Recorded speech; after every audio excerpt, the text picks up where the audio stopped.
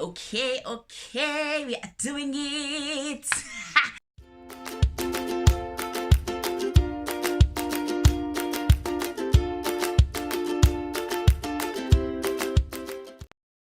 Okay guys, so welcome to my YouTube page. This is my first ever video. Yo guys, the way I have been procrastinating in my life, I was just like, oh my gosh, if it's not a YouTube page, what's the first video gonna be about? Oh my gosh, what am I gonna talk about? Because I didn't want to just create a page. I wanted to create a page that will have a bit of substance, where about proper issues, you know. So yeah, I think I've found an angle as to how I'm gonna do that. So yes, so my whole reason behind creating this page is hey, I have enjoyed the most, like the absolute most. So I'm just trying to sort of show people that you can go through the worst thing that is supposed to happen to you, possibly even kill you, but you can come out of it, and you can be able to live a completely full life. Obviously you know, certain challenges grow you, and they might alter or change your mindset a bit and how you see things, but ultimately you always come out stronger in situations that were meant to break you. The irony of it all is that my second name is Unganqotshwa. Yes. Which means do not be conquered. So yeah, it's just, and my grandpa always used to say, guys, because I always used to use lucky this, lucky that, and he would always say, you must use your second name, it has meaning. And like today, right now, I see exactly what he meant, guys. Yeah, so this first video is basically going to be telling you guys what I went through. But I'm gonna post in 2008 I was invited to a Women's Day conference at a church, a friend's church, to come and speak there. So I'm just gonna post that video. Most of it is in Zulu, so in between here, there, everywhere, I'm just gonna deliver some commentary and translate if I need to, just so that everyone gets what it is that's going on. So like I said, guys, it was obviously a talk on Women's Day. So what I'll do is I'll just cut straight to the story. But before the story, because it does seem a bit weird that it's like, oh, this one's just starting in the middle of nowhere. I basically broke down the word woman and gave each letter its own meaning. Spoke about that a bit, and I spoke about the social ills that we face as women today, basically women issues. But obviously I will talk about that in the upcoming videos, so I didn't see a need of including it now. So yeah, here we go. My personal experience was with domestic violence. It was of a guy who, this guy is hell-bent at destroying me. Because my whole life, everything was going well until such a time where this guy started doing this to this.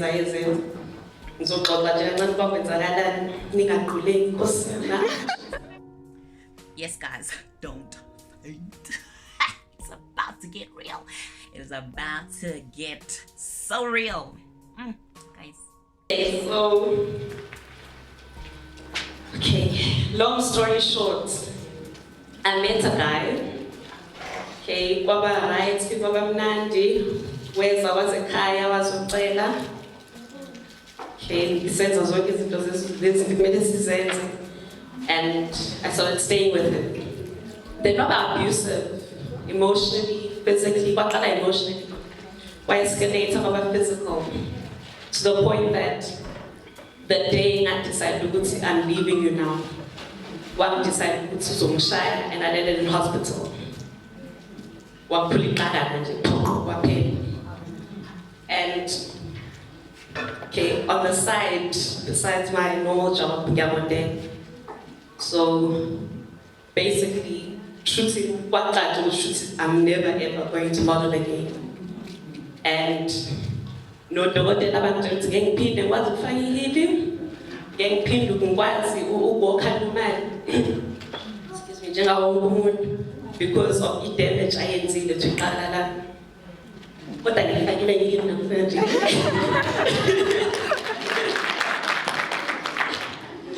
That's the first sign of strength, because but special jalo dokotela bathi mina nginamanga uNkulunkulu engimkhonzayo ngizombona, because but I'll take 4 months ukuthi ngikwazi ukucathuka. In 2 months I was already walking. So very, I think even ngaphakathi kumina, because ngasitshela ukuthi this is what is going to happen, this is what happened. Ngoba ngangithanda uNkulunkulu owenza imangaliso nami enga-understand ukuthi uzenza kanjani. Okay, so I just spoke about how I met this guy, and okay, everything was fine in the beginning, and then eventually he came to Lobola. I moved in with him, and then yeah, Mokai started becoming abusive. Obviously, he doesn't just hit from the word go. It was first emotional and mental, and then eventually became physical.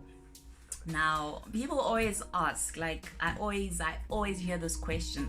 Now, note, I was always this girl, Mina, that has always said, you know what? If a guy puts his hand on me, I am so gone. Like, who does he think he is? Who does he think he is? But no, listen, like, I was stuck in there because what these people do, basically, this guy's a narcissist. So what these people do is they mess with your mind. So they're very, very manipulative. So they mess with your mind so that by the time they actually touch you or hit you or become physical with you, you are so broken that you try work on getting this person that you meant back, because they obviously present themselves in a certain way, manipulate their way into, like, they worm their way into your mind, that you believe that this is the person that you have met. Meanwhile, it's not. So by the time they hit you, the real person is now coming out, and you spend the rest of the relationship trying to get the person that you met in the beginning. So yeah. So what's the same suspended? Same night, because as I want nothing to do with him. That same night, was just man. It's foggy, it is. Was just man. And okay, what happened is to the point that I couldn't stay in the for too long.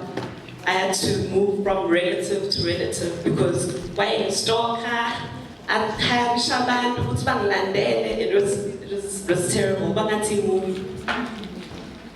I wadlula esikhashana kwiqwiqwi mutwakhona. Okay, then washona Uma was brutally murdered, and same guy is the main suspect for that. Okay, so the day that I decided, but you know what, I am done with Umogai, was when he landed me in hospital. He broke my ankle. He decided John Cena, choke slam and then I broke my ankle in the process. He was actually trying to kill me, because like during all of that he was strangling me, like strangling me. I had actually moved out of his place, but then he begged me to come back so we can talk. I don't know why, because I had moved back and forth so many times, and when I left that last time I was like, you know what, this is it. But somehow he convinced me to come back again. Like I said, manipulation, guys, like manipulation, it's a real thing. And also I'm just I don't know, like I believe I'm Captain Saber